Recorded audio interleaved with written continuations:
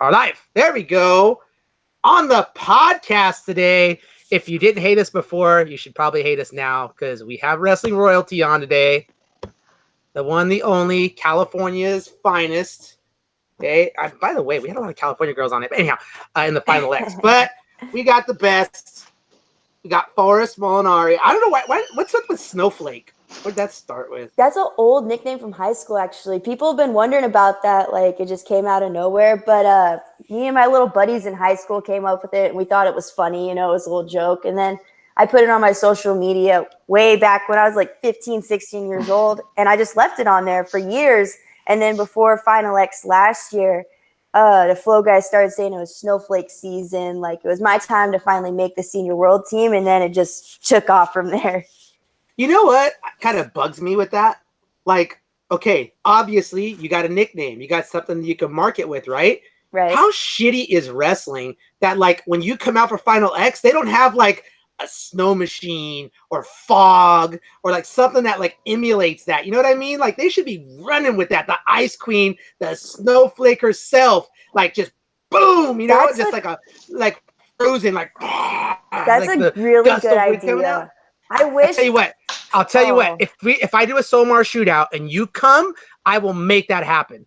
Dude, I was just thinking, actually, like with Olympic trials, I wish they were at Carver again because I would 100% get like a snow machine and let it like just make it snow the whole time when I walk out of the tunnel. How cool would that be? All right, if I come out and wrestle in that, you got to get a snow machine. Dude, it's on. I'm going to do it. Josh, you know I will too because I'm stupid and I'll spend dumb money on stupider things than that. I'll tell you right now. I'll buy it off of you after. She's just there with snow codes after. Come on, guys. Ravo spent the money. Just snow codes for everybody. How great would that be? She wrestles, kicks butt, and then you're outside. You go to the concession stand, and Forrest is there making snow codes. World team members just like, what flavor you want?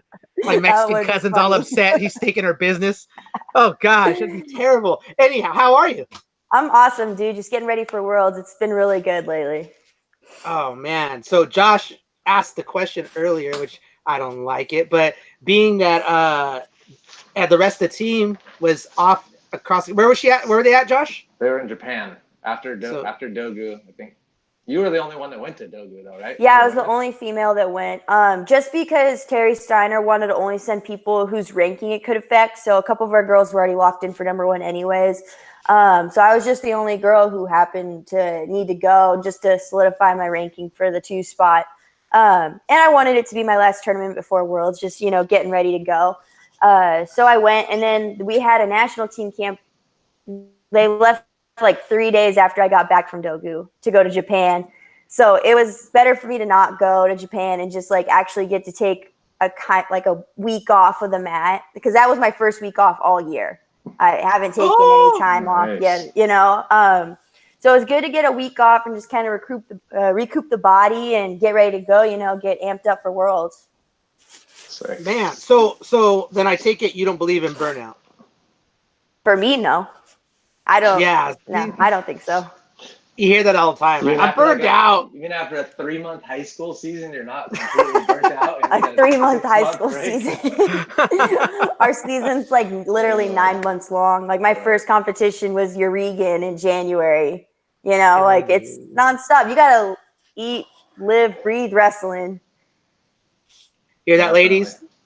No more complaining about I'm burnt out after and some of those girls too, like take half the season off. It's ridiculous. Like, what? Yeah. How you burned out already? That's insane. Holden always like kind of boasts about this, but he's like, I can count the number of practice Forrest missed in her entire high school career on one hand.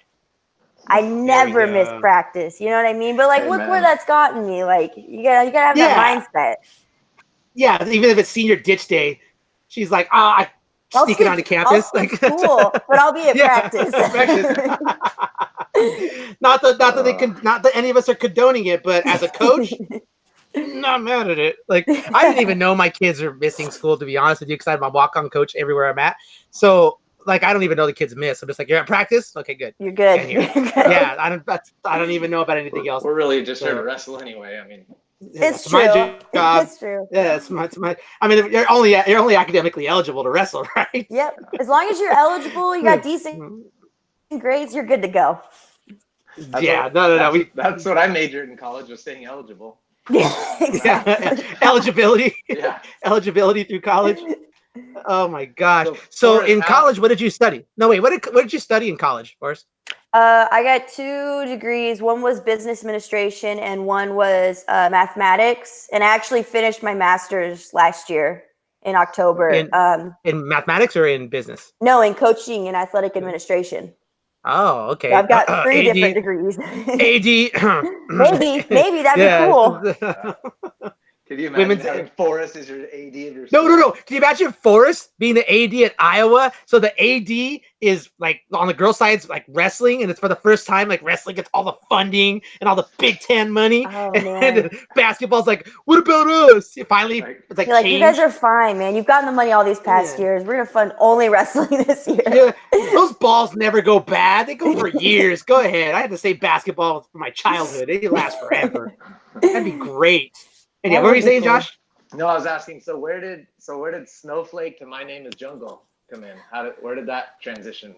Oh, that was just another joke from high school. The jungle thing is just because my name's Forrest. We thought it would be funny if I was like jungle or tree or whatever. So when I made Twitter, I put My Name Is Jungle. I don't know why.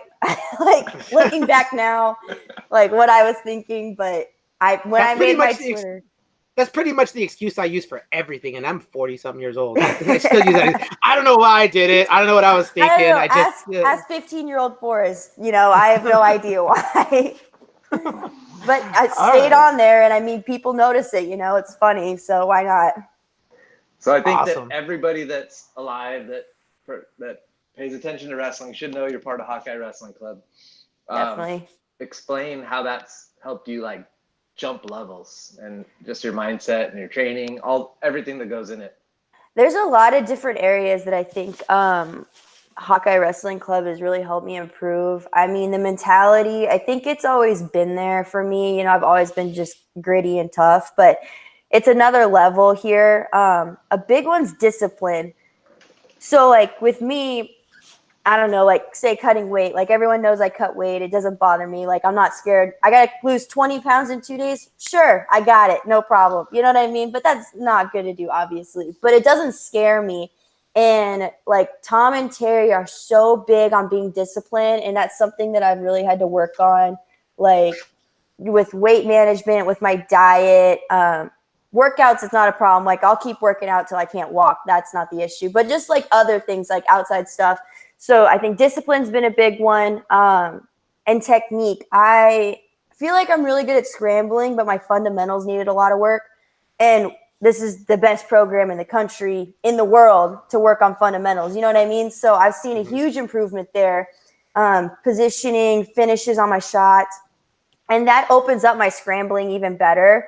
So I think I've really improved in both areas. And then I just love it here. How can you not? The people here love wrestling. The community supports it so much. So, it's been awesome to be here. So for you then, like you said, like you're scrambling. When people talk about freestyle, they act as if there's no scrambling.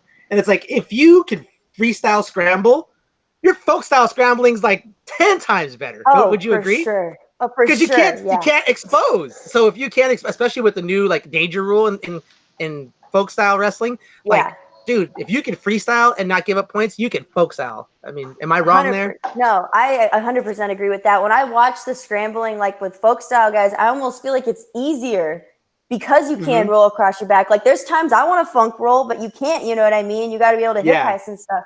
So people who just don't know a whole lot about freestyle or high level freestyle wrestling, like don't see the scrambling that goes into it. But there's a lot. And if you're good at it, it can open up a lot of different areas for you to score and really frustrate people. Yeah, no, I noticed that because even like with my daughter, when she started wrestling at Lindenwood, she was wrestling some All-Americans and I'm like, oh, how's this going to go? And there was like sequences of long scrambles. And I was like thinking in my head, like, God, you really don't see that often. Like actual scrambling, and over and doing things that you don't usually see. And I think that's kind of missing, I think, on the girls' side. I don't know if the coaches just feel like they don't have enough time to go over it, or they just don't know how to go over it. Like, where did you start working on your scrambling, per se?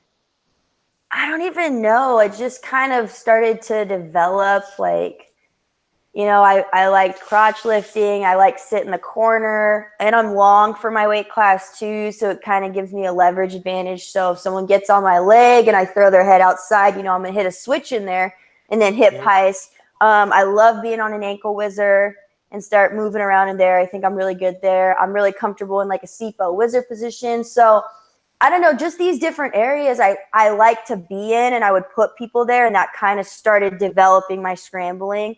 And I would like just skip any basic defense and go straight to it. You know what I mean? And Terry Steiner's like, you've got to learn how to sprawl, dude. Like, quit going straight to an ankle wizard. Like, I'm giving you the corner. You can have it. I want the ankle wizard. You know what I mean? Yeah. So I don't know. It just like as I started to learn more about wrestling and really develop as a wrestler, that's just kind of where I naturally gravitated to. And now that I've gotten some fundamental stuff down, it really puts me a whole, you know, step ahead in the scramble once I initiate it. And then I know where I'm going. I know I'm going to score. But for the coaching side of it, I think women just need more work on chain wrestling.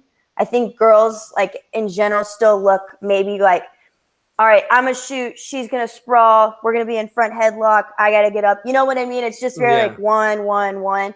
And I don't think of it like that. Like for me, I get in on a shot. There's 4 or 5 different ways I could finish. I can go back and forth between 2 different finishes. And that's learning how to chain wrestle. And I think girls just are kind of behind in that area.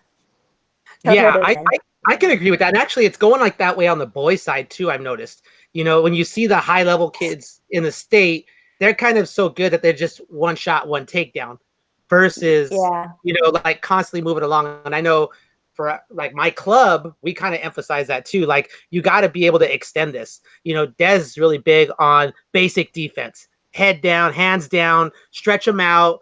And then at last resort, if you got to scramble, go to your scramble. You know what I mean? And I think coaches are either one or the other. They're either basic defense, and if it doesn't work, belly out, or they try to go too advanced too soon, and they start trying to teach these kids all these, you know, sit the corner kind of stuff right off the bat, so the kids don't get that the whole gambit. Yeah. I mean, I think if they have a good feel for stuff like sitting the corner, then definitely help them develop that, because if you already have a feel for it, you know, you're already ahead of the game. Yeah. But like for me, I'm really good in there, but what's helped me get even better is someone gets in on my leg, I'm sprawling, you know, trying to get down, hips away. If they do build up, boom, throw the head outside, sit the corner, and I'm already way farther ahead. They're not so deep like in my hip compared to if I just did it right off the shot. Yeah. So I think coaches need to realize if you have a kid who likes to scramble, like teach them like those basic fundamentals so that it does set up their scrambling better. You know what I mean? Yeah, and it's frustrating to your opponent too, because they got to fight through your basic defense first, and then finally when they see that light at the end of the tunnel and they get their head up and they think it's about to go down, and you shut it down. Then you just shut them down again, and they're like, God dang it! And you know, that's what I always tell my kids. Just like a mental game. Like if someone can't take you down, and like there's someone who shoots a lot, right, has good takedowns, like how much does that mess with them? Like if they can't get a takedown, like that can change their whole match strategy and throw them off mid-match. And that's where you really start opening up on someone. Yeah, I know, you know, I've had girls that aren't the same level as a girl, and the girls got a specific takedown and we just shut it down. I mean, you saw it, Josh, at Freestyle State. We shut it down. And the girl just got frustrated. It just broke her, you know, mentally, you know, and that's got to be frustrating when you know that that's your go-to takedown and that go-to is not going the way you want it to. You know, speaking of which, what's your go-to? If there's 10 seconds left on the clock, Forrest has to score. What's Forrest looking at? It's either going to be a knee pull single or a low single. I can't pick between the two. I love both of them, and I'll go either side on both of them. So whatever is there. So I'm going to tell you right now I'm just telling you right now, that was a test to see how Iowa you are. You failed the test. Lincoln McElravy got asked that question. He looked at the camera and said, I have several. And he just nodded to the guys on the side. If you think about it, I just said there's 4 different shots I could take. That's true, yeah. Two to this side, 2 to this side. Yeah. Then I'm confident in all 4, so I mean. Yeah. You better have 8 legs and 8 arms to stop all of them. She's got 4 different setups on that, so that really exponentially makes it like 16 different possibilities. Oh yeah, the combinations are endless at this point. Yeah. I was just trying to keep a simple answer, but yeah, there's quite a bit I'm gonna hit. I'm just messing. Oh man. Okay, so top 5 songs in Forrest's playlist while she's in the tunnel. You're in the tunnel. The match before you still going on. Top 5 songs in your playlist. All right. Well, of course, it's gonna be my walkout song. Public Service Announcement by Jay-Z. Mm-hmm. And then the rest are probably gonna be Eminem. Honestly, like I listen to Eminem constantly, and I like his older stuff better. So what are you looking at? Let me just pull up my most played songs for you. We'll make it easy. Lose Yourself, Berserk, The Real Slim Shady, Rap God. I think I'm already at 5, but there you go. Yeah. But yeah, I mean, I just listen to. I got one more. Yeah, go ahead. Give one more. Why not? Till I collapse.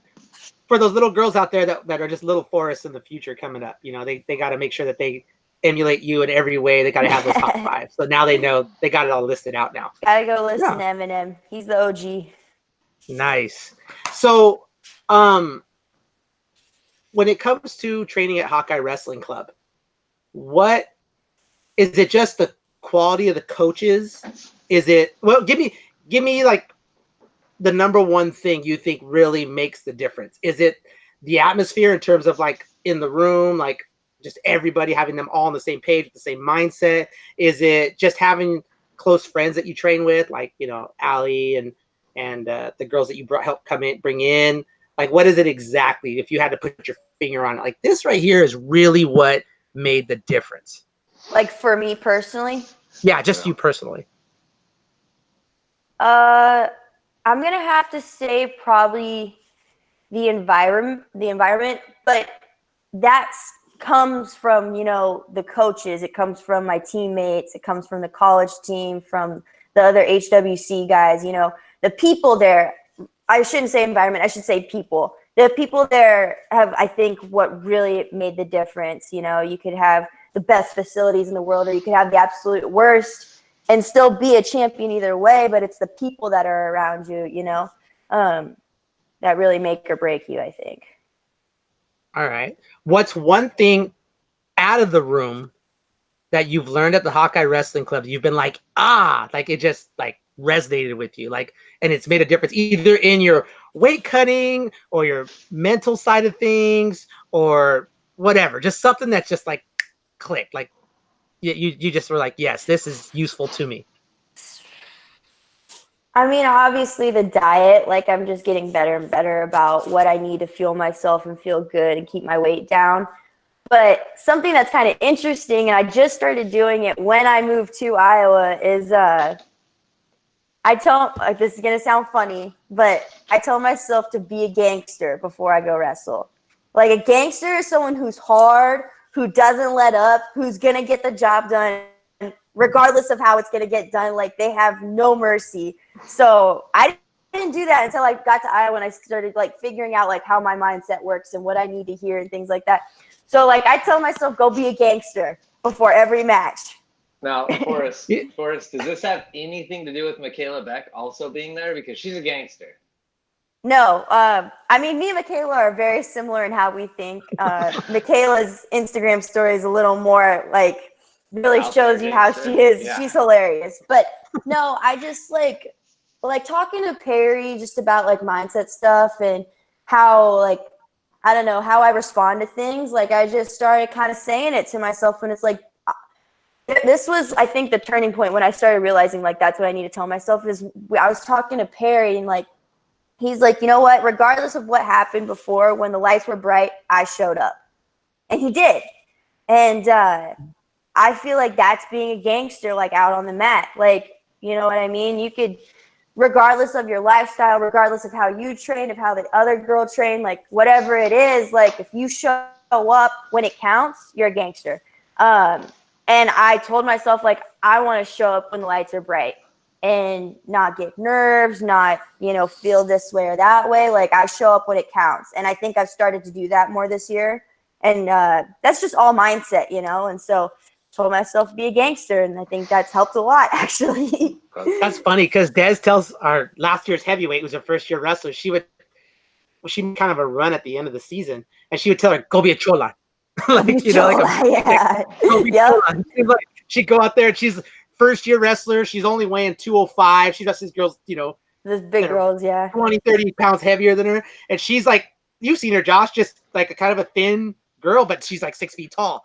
And she just gets the skates on and she goes out there and just snap double. And they weren't ready for a heavyweight to be doubling, but she'd go out there and just get chola on them. So that's funny.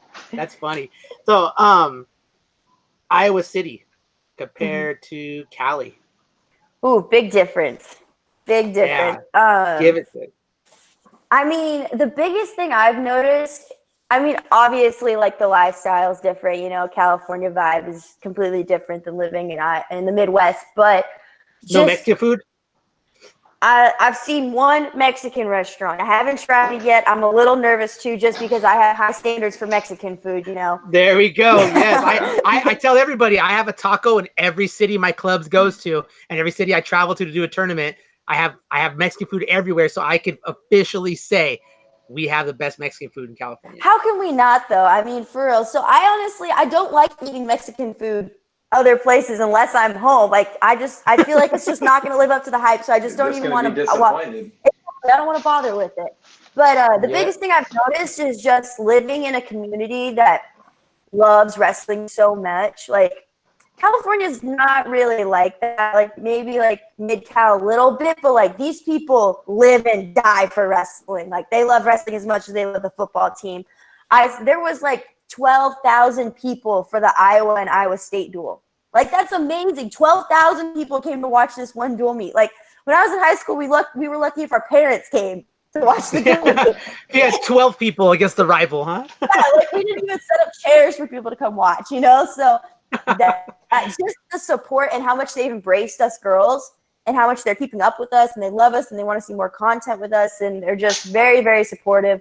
I think it's so cool to live in a community that loves wrestling like that. And and you see it when I win matches and stuff. I'm like pounding my chest, like I got the HWC on my singlet. That's repping where I train, and I take pride in that. Yeah.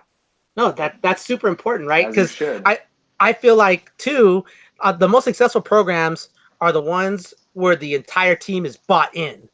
You have to be vested. It has to mean something to you. Otherwise, you're not going to get that success. You could talk about all you want, do all the training you want, but if the team isn't bought into the coach and the philosophy, you're really just spinning your wheels, right? Yeah, 100%. Look at the coaching staff we have. Tom and Terry Brands, Mark Perry, Ryan Morningstar, Bobby Telford. Like, we have an amazing coaching staff. Like, how can you not be bought into this program? Like, they've had success. They know what it takes. They live and breathe this every day. Tom and Terry's have been doing this for how many years, and they still come into practice every day, like, ready to go. I've never seen them walk in, like, shuffling around. They're always aware, always ready to roll. So, how can you not, be ready to go when your coaches are that excited for practice? They're not even competing anymore, but they're that ready. So, it's awesome, Oh, no, for sure. It's got to.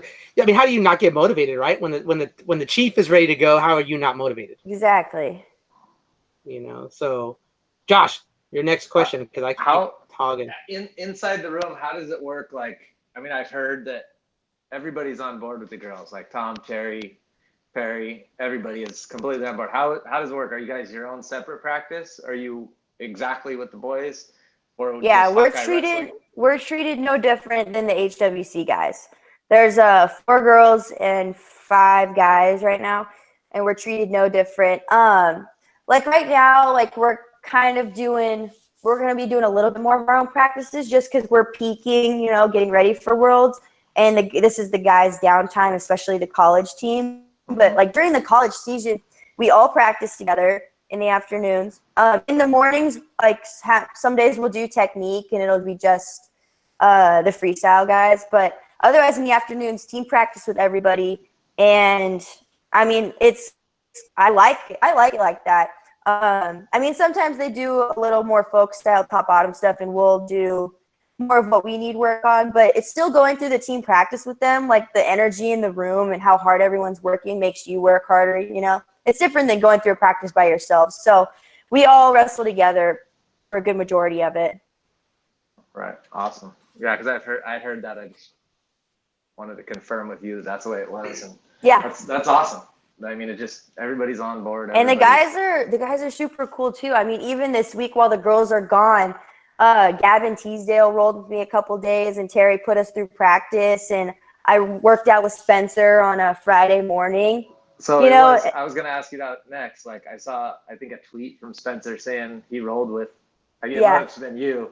And like, there's no doubt she's ready to go win the Worlds. Yeah. I mean, me and Spencer haven't rolled before. But he's like, hey, if you need someone, like I'm more than happy to. And they're in their downtime anyways. Like I'm not going to ask him during season, of course, but he's getting ready for his competitions, but he had some free time, and I really appreciate it, and I got a great workout in, and he has an awesome feel, obviously, and just I was asking him a few things about how he does some scrambling situations just to get his view on it, and it was a really great practice, and I really appreciate it. And Gavin too, Gavin's great at freestyle, so I got some awesome days in with him and Terry, just putting us through and really working on some areas to sharpen up before Worlds.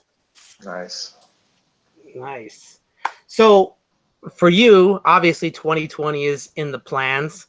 What do you think is going to be the toughest weight class? Seeing how everybody has to kind of fill in and do stuff like that. Like for domestically or internationally? Yeah, no, just domestically, just to get the team, just to get on the team. I mean, obviously 50 is always tough. I mean, even just to make a world team at 50, it's tough because there's just so many, the depth is there for sure. We've got our top 4 or 5 girls are good.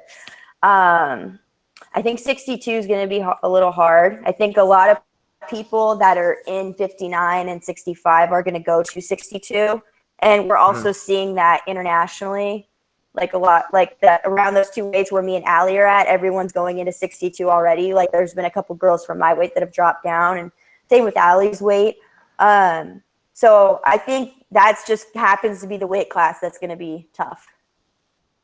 Nice. Awesome.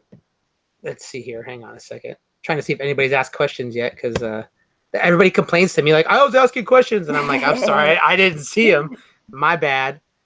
No. Okay. So let me ask you this, okay? Because I'm a drills coach. I like drilling. I like not just drilling, but like breaking down moves and putting them into drills that lead up to the move, stuff like that. What is something that what's a drill that comes to mind that you found probably the most helpful before you really start like getting into your technique, like the full move, stuff like that? Like a coach who taught you how to penetrate and he had you do this drill, or a coach who taught you how to move your feet, he did this drill. This is a really specific one for me. I got 2 of them actually for you. One was I love doing that over collar tie to a slide by. I love getting on the over, especially because I'm long, I can really wrap around someone there. And JM, the coach at Key, used to make me do cartwheels through the whole room, back down, both sides, because when you hit that slide by over top, you got to keep your legs straight. And a lot of people are going to want to squat, and it doesn't work right if you do. So you have to kind of, it like seems really backwards with wrestling and like basic fundamentals, but you have to, on that move, keep your legs straight, reach down to the leg and get their momentum coming forward. So I used to do cartwheels constantly. If you have a kid that has a good feel for that over collar tie, doing cartwheels into that shot helped me a lot.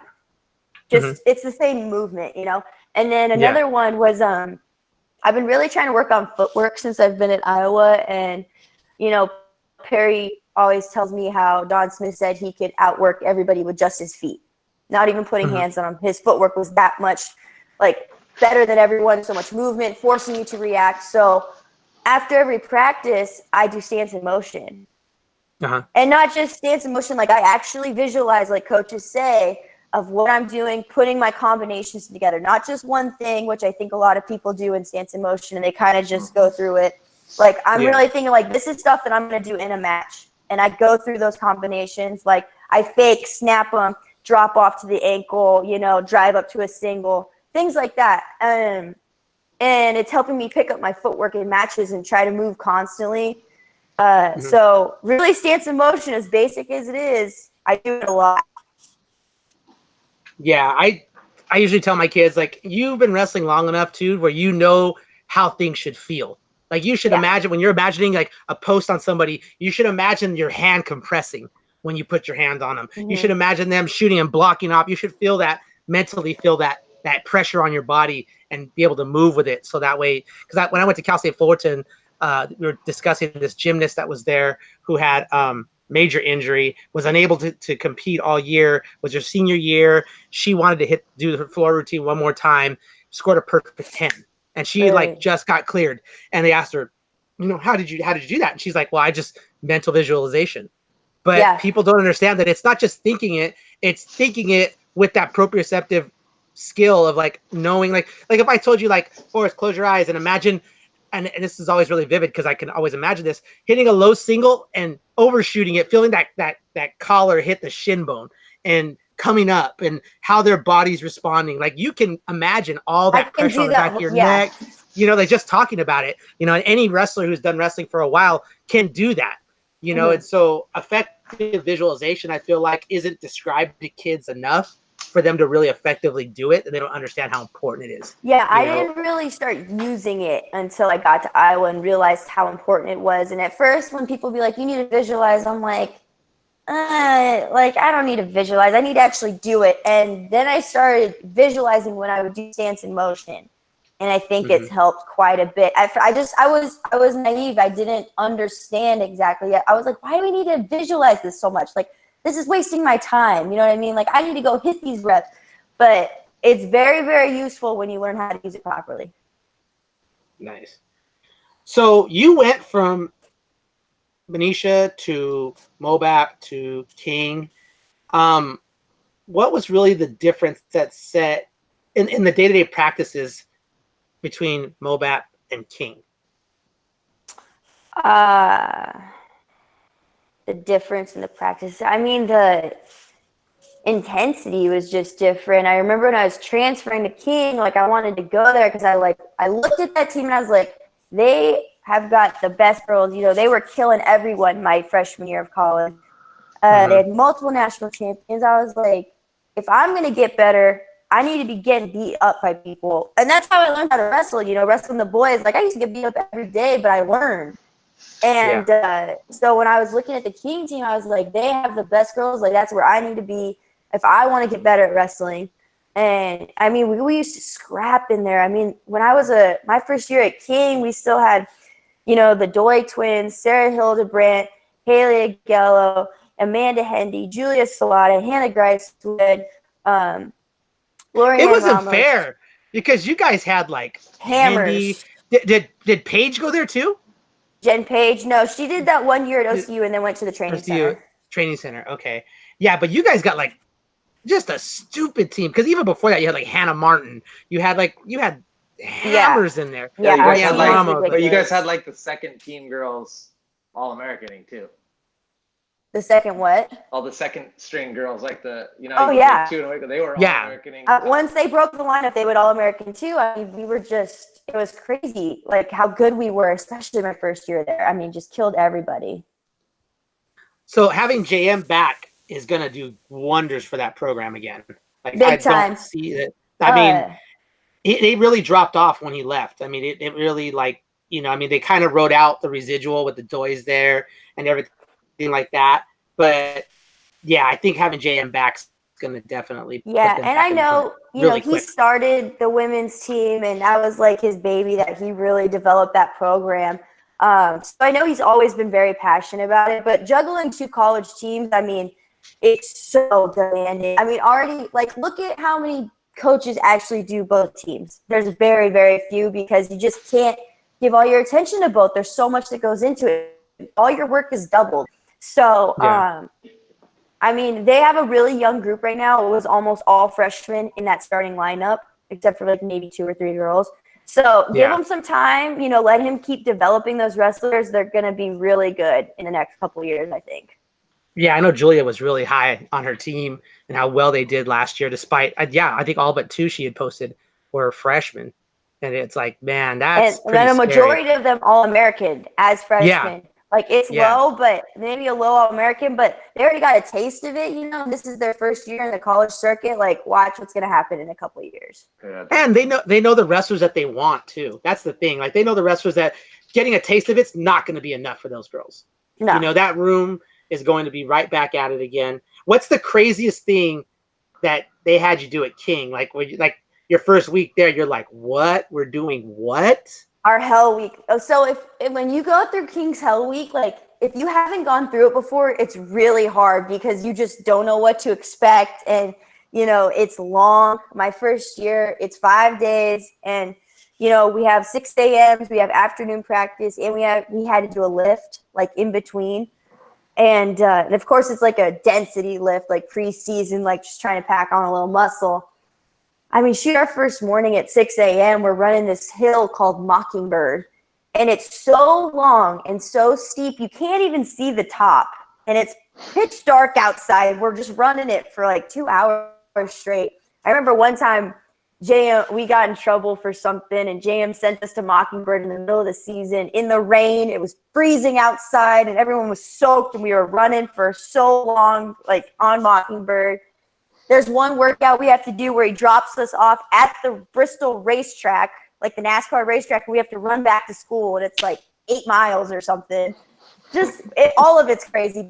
Once you've gone through it, honestly, it's kind of fun. Like the running sucks, but the workouts in the wrestling room, like the push-out drill, which is just like, it's kind of like sumo wrestling. Like you got to just own your circle. Bounce them off the wall. Yep, got to bounce them off the wall. Loved that workout. It was so much fun. I wasn't even worried about getting tired. That workout was a blast. Like you could just slam people into the wall.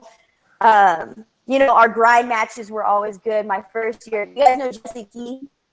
Jesse, everyone was hyping up me and Jesse Key's grind match. We had everybody come in, like boys came in to watch our grind match. The girls that were in the same group as us were mad because they couldn't watch it. We were just like throwing elbows and going hard. Explain the grind match, because it's like 100, right? You got to score like. It depends. We had like 2 of them. One of them was like you got to score 100 more points than your partner.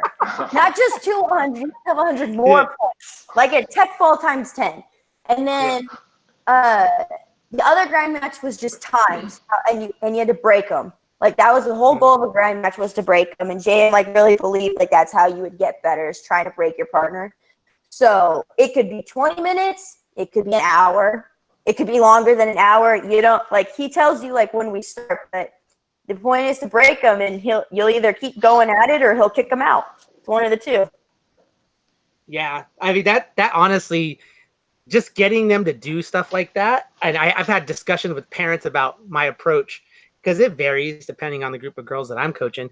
And like at Panorama, I had nothing but like first generation immigrant kids, and you could do that. Yeah, lock them in the room, boom, and being like, you're going at it, and it's just business, it's not personal, and those girls took it to heart. They just get it, and Ramos said do it. Other schools I coach at, man, they'd have the police in there, they'd have the temperature gauge, like it's like we have everything. This bench that we would make the freshmen carry to every workout we do during Hell Week. And JM doesn't call it this because I don't think he's allowed to, but the girls all call it the bitch bench. And if JM thinks that you broke in the workout, he'll put you on the bitch bench. It's like it should be like very embarrassing to be on the bench, and you should be like trying everything you can to not get put on the bench. So it's got to be funny to watch us just carry this bench around all over Bristol, Tennessee for Hell Week. I would have a corner of the room that was just tape, and I'd make my wrestlers go in there, go in the corner, and there you go. They'd be so pissed when they're in there. When they come out, they're just fire. They don't want to be in there, It's like, oh, terrible. No, that's awesome. No, I think that stuff, I mean, I don't know. I don't consider that hazing. That's just something it's a rite of passage. It's a rite of passage is a good way to put it, and it's a motivator. Yeah, there's got to be that negative consequence for your actions. Yeah, not everything. hand holding. I hate when people are like that, like, oh, it's okay. Like, no, it's not okay. Like, you were slacking. You're gonna go sit on the bitch bench, you know? Yeah. Oh my gosh. I know a coach that calls it, she calls it being a little bitch syndrome. You got a little bitch syndrome, go over there. You know, and it's like, oh, it is what it is, you know. But wrestling, and this is what I tell people too, like wrestling's wrestling. Like I I coach wrestling because that's what tough people do. Tough people wrestle. Like seeing these people that kind of like everybody gets a medal and you can't hurt their feelings. And it's like that's why you're in there. Like you got to make somebody feel uncomfortable. Nobody's going to give you anything in wrestling. You got to make them feel bad, Yeah, you know? exactly. And it's just kind of rough to kind of see that. I know I'm going to probably catch some heat for that, but yeah, I don't agree with that. I agree with you. I agree with you completely. I don't think everyone should get a medal. I took my lumps for a long time. I had, go through the ringer and get up by the older girls, and it's just part of the sport, it's part of growing up, it's part of learning. And how much more does that first medal mean to you when you earn it? When you finally earned it big time, definitely. Yeah, because I can't even like it should burn too. Like when you don't get that medal, like people bring up like, well, last year at Worlds you lost for the bronze medal. Like that still burns bad too. Beck even brought it up right before I went out. I think for my how'd you not punch her in the throat? Like, dude, that's how good me and Beck's relationship is. Like that's how good our relationship is. That she knew she's probably the only person that could have said that to me too. Before I went out for my third match at Final X this year, she's like, you remember how bad it hurt when you lost 1-1 on criteria for the bronze medal at your first senior world championships? You better go get it back right now. You know what I mean? Like, that's how good of our relationship is. But, it should hurt. And that's motivating.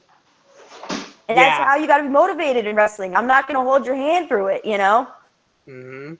At some point, you got to grow up, pull your big pants on, and go out there and get that fight on. Exactly. And that's the other thing too. Sometimes you're not going to be technically better. Sometimes you just got to grit, And I think that series with you and Maya kind of, showed that too, because she's equally tough. She's not somebody who's just going to lay down. Knowing that you came in, the team member last year and almost medaled. Some people go out there and you can see they're already defeated. Having somebody tough like that, I think also like for you, kind of validates your position, like this is my spot, and claiming Perry kept saying that because it was the same thing with like Gilman and Fix. He's like, it's number 1 versus number 2 for this spot. This is you're not going to walk in and just take it. And it doesn't matter that she's younger. She's a junior world champ. So is Fix. Me and Gilman were in the same position. Doesn't matter if you were on the team last year. They're coming in hungry to take your spot. Like, you better get ready to go. Every match. Yeah, that's awesome. I thoroughly enjoy that. So let me ask you this. What's a subject that you're passionate about? Whether it be in wrestling or not in wrestling, just something that like you are open for debate on these things, or you just like, just sparks you, like it just lights your fire. Oh, that's a hard question. I don't know. I'll argue about anything if I don't agree with you. I don't care. Honestly. I don't know. I mean, pick something. What's something that people argue about? I saw a topic. One of the resident athletes posted that, just how the women athletes are treated. I don't know if it's necessarily at the OTC or just in general what she was necessarily meaning. But I mean, I hear some horror stories about it, and I'm just like, yeah, that's kind of crappy that our girls have to deal with that. Whether it be people, jumping over the girls as they're trying to go live, or their practice getting interrupted, stuff like that. Like, I do. I might know what you're talking about. So, like, there was sometimes when we're at the OTC, we have national team camp, and men's freestyle has national team camp at the same time. Like, sometimes their practice goes over, and like when our practice is supposed to start. Things like that, and girls get like, like pissed off about it. And it's like, hey, like if we have a practice at this time, like you guys had 2 hours, we start at this time, like be respectful of that. We have national team camp, like we're trying to win world title just as well. So maybe that's what you're talking about, you know, when the boys think they own the room, especially if it's like juniors or something. Like, get out of here! Like, you're a kid still. Like, I'm a senior world team member. I'm trying to win a national championship. I get you are too, but I'm a little bit older than you, so goodbye. You know, don't be in my area. Don't act like you own the room. So Come I know back when that, your voice cracks. yeah, exactly. When you got some hair on your chest, then you can talk to me about Matt's face. Yeah. But it's just a respect thing. It doesn't matter if we're women or not. You know what I mean? That's just being respectful. That you know the next team has practice at this time. You know, there's 8 mats in that wrestling room. Like, you can scoot over like a little bit. You know, so like, Yeah. if that's And we're all Team USA. And we're all Team USA. Right? Exactly. So if that's what they're referencing, then yeah, that's just a respect thing, you know. And I understand men's freestyle is very, very good. We have a tough team, but so is our women. People forget we've taken 2nd or 3rd in the world at world championships like multiple times the past couple of years. So we're right there too.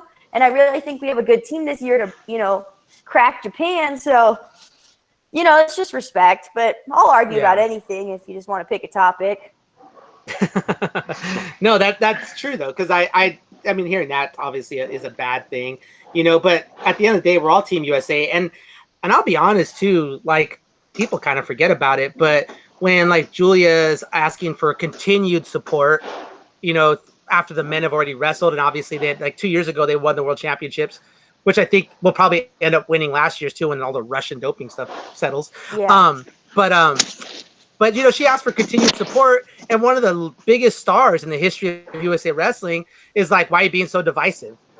And I was just kind of like, "That's kind of crappy." Oh yeah, the big Twitter fight with JV and Julia. Yeah, and it was like, dude, she just asked for continued support. Like, rep our girls. Like, that's our team. Like, I was having a conversation earlier today with somebody, and they were like, "Oh, what sports do you like?" And I said, "Well, obviously wrestling's number one. I watch some MMA. I watch cycle racing." I said, "But anything with USA." My face paint goes on. I get my flag. I don't care if it's, you know, curling or if it's, you know, I don't care what it is. If it's USA, brother, I am there. Like, I don't care. I'm cheering. And especially if there's the other team's got a crowd. Oh, it's me against the world. And at the World Championships like that, I was at the ESPY Awards when Kale, the senior year, and I showed up at the Kodak Theater, dude. I was draped. Body paint. I was flag holding. Cody Sanderson looked up and I was yelling, and they're like, "Sir, you gotta be quiet, or you're gonna be asked to go." And I was like, "I don't give a F." Like, the only real athlete just walked in right now, and none of you introduced him, other than the basketball players playing with their balls, and you guys are skipping the one big story here. And he kicked me out, of course. But I remember Cody looking up at me like, "That guy's crazy." But I'm a wrestler, and I'm Team USA, and that's how it goes for down. sure. I thought that. I mean, I didn't read the whole Twitter fight. It was way too long. I don't want to read the whole thread. Oh yeah, but it got crazy. Yeah, I got. It was stupid. I remember it causing so much drama that summer, and I'm like, guys, we're all Team USA. We're on the same team. We're trying to win the same title. We're not competing against each other. Like, why are we fighting like this? I thought it was so stupid. I don't do drama. So I just was like, whatever. I'm doing what I'm doing. Yeah, I got my title to worry about, right? Yeah, for real. Like, I got other things to worry about than who said what on Twitter. Like, how old are we? Are we in middle school? Like, seriously. Yeah, just keep working, right? For real. No, that's awesome. That's awesome. No, I love it. Like I said, I love my wrestling, but I love my country more than anything. And whoever's repping my country, there we go. Oh, let's ask you this. Because I don't think that ladies necessarily pay enough attention, like high school girls pay enough attention to it. But the Yanni Zane debacle, do you feel it should be settled? Or do you feel they should just do one more match to say, okay, hey, winner take all, let's just solidify this because we need the best rep possible? It's hard. It's so hard because I love both of them. They're both awesome dudes. They're both phenomenal at wrestling. I think when you look at it one way, I'm like, for the sake of everything, for the team spot, for the country, for them two, like, let's wrestle out that third match. You know, or re-wrestle the second period of the second match, whatever they decide, some crazy thing to do to really let them decide like who should be the world team member. And on one side, I'm like, it'll resolve all these issues if we just wrestle it out. But if you do that, the other side of it is all these issues. Well, is this going to happen all the time now? Anytime someone loses a big match, they're going to want to call lawyers and challenge the call and this and that. You know what I mean? It could open up a can of worms at the same time. So it's just, I think it's really hard to go about it. Well, just remember though. Yeah, I'm biased towards the wrestling. I want them to wrestle it out. You know what I mean? I want to see it again. Yeah, I want to see it again. I don't care. Like, and this is it. Like, winner takes all this match, whatever they decide to do. But it's either way, there's going to be issues with it, and it's going to resolve other issues. So, I don't know. It should be very, very interesting, though. I would say, honestly, it's not going to open up a can of worms because you know why? You know when the last time this happened was in wrestling? I couldn't even tell you. Not since I've been around. Not like 30 years ago. Yeah. Like Matt Lindland. Matt Lindland did it. That one, Matt Lindland, and then Leroy Smith and... Oh, that was even further. That was before Matt. That was the 84 Olympics. 80s. And they so it's like... and they wrestled a part of a match. Part of the match. Jeez. Jeez. Went to court, and finally they wrestled a part of a match. They started at a certain point, and one guy was down, and I want to say, who was it? I don't know. It was Leroy Smith and somebody. That's crazy. Yeah. I think it was an Iowa guy. But who was it? Gosh dang it. Lewis. I think it was Randy Lewis. Yeah, Randy Lewis. It wasn't Randy Lewis. Yeah. So no, that's awesome. So okay, Josh, you had a question about asking Forrest if she would have wrestled in an event if they had it back in the day with her. Okay, because we're doing an event in October. Because we are all about girls wrestling, and we're not a boys channel that occasionally lets the girls share some of the spotlight. We actually just focus on girls only. So go ahead, Josh, hit her with it. Yeah, so we're doing like a who's number one, but we're not calling it that for copyright things. But we're doing a who's the number one girl in October. Kind of a preseason that we can fly the best girls out. Would you have wrestled in that if you were given the opportunity? Like when I was in high school? Yeah. For sure.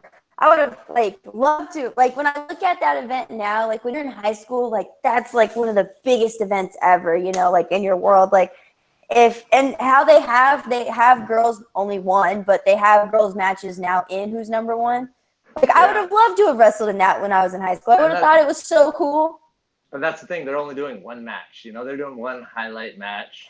Yeah, if you guys did a whole event, like I think that'd be super cool to do. You know what you're gonna call it?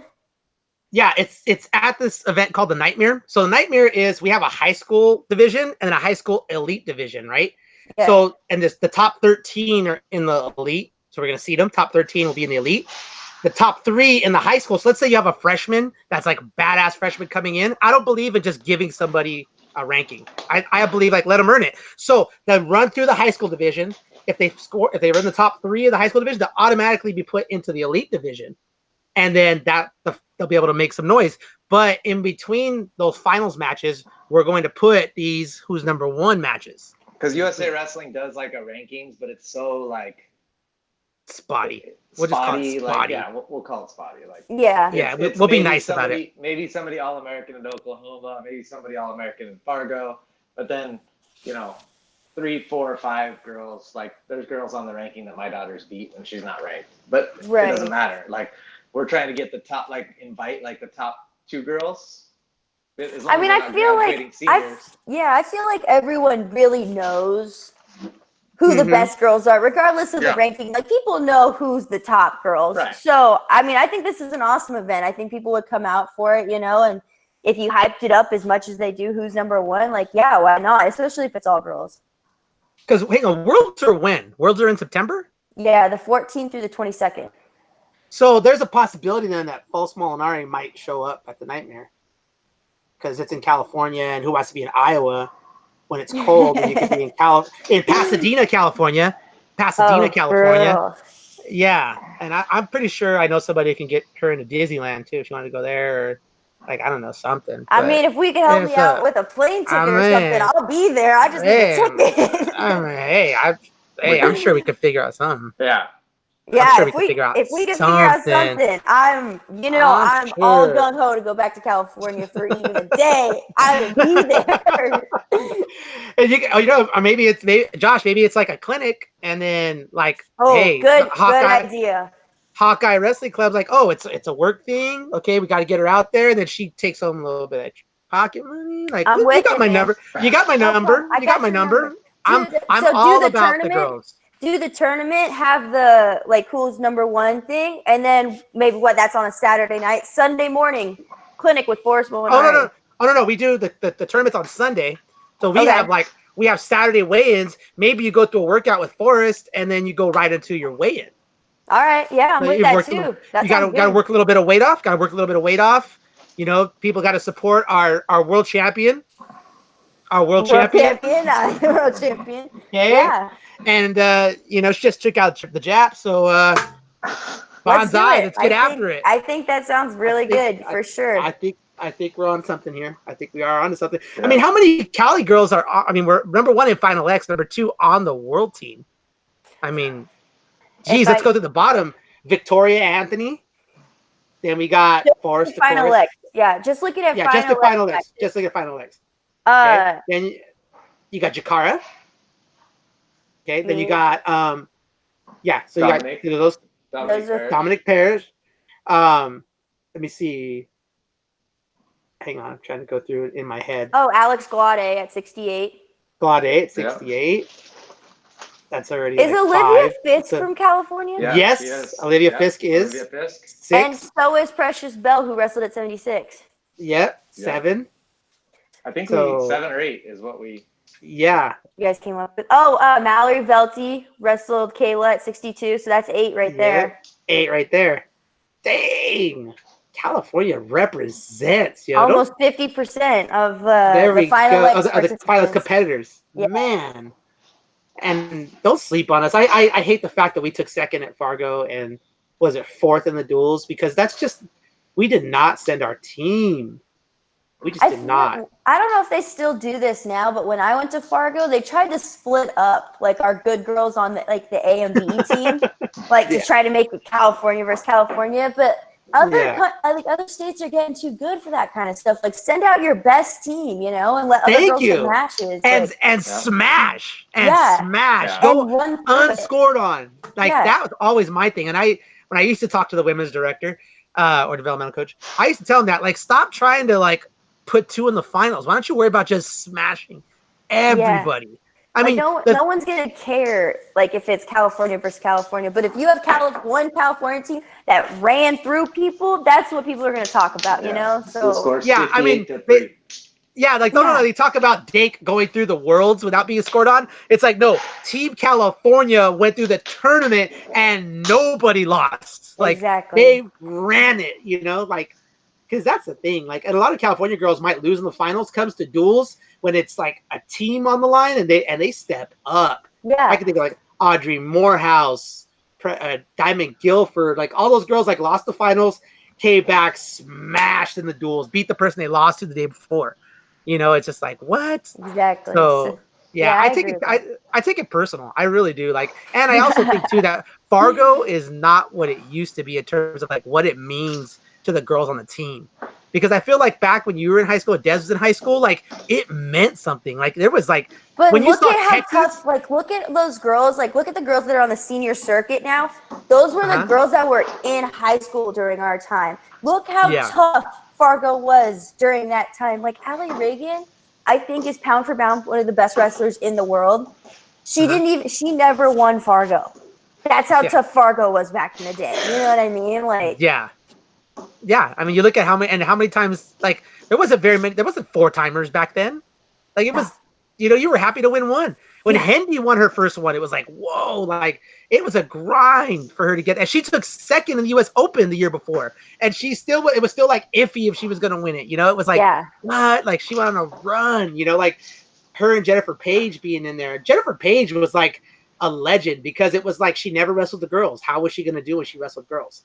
She's so strong. I've wrestled her in a match, and all she does is a 2-on-1. You cannot get out of that damn 2-on-1. I'm doing 2-on-1 on defense the whole match. Like you practically have to like coyote arm yourself. Like you have to literally chew it off so you could get away. Yeah. Like literally. Like it's crazy how strong that girl is. And I just remember seeing that redhead just ripping people's arms off and girls looking like their hand was caught in an elevator door. Couldn't get that thing away from her. So it was terrible. But yeah, California definitely is deep for sure. Mhm. But alrighty, well, we're coming up on an hour of your time, which we know is invaluable. We also see the sun setting on your side of the world, so it's Oh yeah, like it's getting it's dark over going here. dark.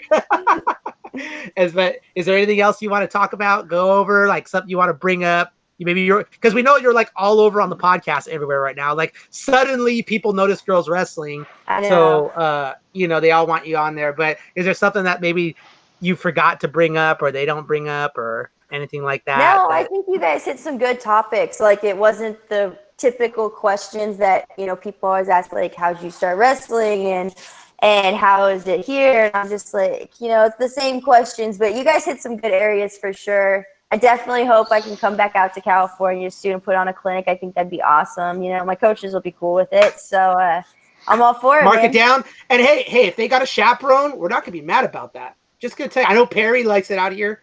I mean, Oh yeah, my wife went to Poly. You can tell him that. Yeah. Like we donate money. I don't think Perry would complain about a trip to California. Yeah, I just like trying to tell people. I'm like, dude, do you really want to go to Super 32 in the South when you could come to Cali in October and literally like wear shorts and not have to worry about making weight because the weather's still 80 something degrees? Yeah, definitely. And dry heat. Like, come on now. Beautiful people, good Mexican food. Oh, if you come to the Nightmare, I'm taking you to Salsa and Beer. You All are right. going to love it. I'm telling I'm you right now, down. Takara Montgomery loves it. I think I took Axel Molina there. Like, dude, everybody loves salsa beer. You're gonna love it. Trust me. That's the best Mexican food, Let's hands down. Plan it And for Des will sure. plan it. So, all right, awesome. Well, thank you for your time. We know you're busy. We know you have a million of these. So, and I thank you, Josh, because I know we do our podcast at night usually, and Josh was like, "I'm on." No problem. He always drops. Josh has literally done the podcast from his work truck on his phone. Like he's literally done it. That is commitment right there. I appreciate that, man. Dude, gotta do what you gotta I'm do. telling you, like he gets it done. I couldn't ask for a better co-host, seriously, because I'm just sweating it out. Like, well, I've done it as a homeless man, like literally, like in the winter. In the winter, he's got like 3 jackets on and a blanket, like shivering, like. And then in the Because summer, he's sweating. He's yeah, I'm like like a fat chick right now, dude, right down and like wanting cake right now. I'm just like, so good. But no, like I have a 4-year-old and she's a monster. Like she's like rock climbs, does kickboxing, like she's a monster. Right. I can't do it in the house because she'll be like, Dad, and just like jump on my lap, and it'll be a nightmare. But I have to do it outside. So yeah, they were like, "What's Ramos look like? He's at a homeless encampment in California right now, like freezing outside with like a trash can full of trash burning up." But anyhow, alrighty, enough of that. Thank you so much for your time. We super appreciate it. And you know what? Know that wherever you are in the world, you got 2 people here in California that are going nuts for you right now. Because I was up 2 a.m., 1 a.m. California time. Well, I don't sleep. Josh will tell you I don't sleep. But I was watching every one of your Dogu matches. I'm like, yes, if I gotta pay, I'll pay and support my team. So, I appreciate that so much. about it. Thank you so much for having me, guys. This was a lot of fun. Oh, thanks, Forrest. wait, real quick, before we let you go, is there a Venmo or something somebody should hit you at if maybe they want to help out the cause? I know being out there, being an athlete you don't get paid anything. If anybody wants to donate, help out a girl who's repping not just Cali but our country. Hey, $5 $5 times the 100 people who watch this. Hey, $500 goes a long way. So big time, man. Yeah, my Venmo is at Forrest, aka Snowflake. Any support helps. If people want to donate, that'd be awesome. Cool. We'll put that in the show notes too. Almost. Yeah, at Forrest, aka Snowflake. No dots, no lowercase anything, just at Forrest. The F is uppercase and the S is uppercase on Snowflake. Yeah. Okay, awesome. Alrighty, we'll put that in. Do me a favor, text it to me too, just so I can make sure I do it right. I will. Alrighty, thank you so much, Forrest. Everybody, make sure you like this, give her a thumbs up, all that good stuff. Make her the most watched podcast episode. So let's keep moving forward. All right, go Team USA. See you guys. Thank you. Forrest.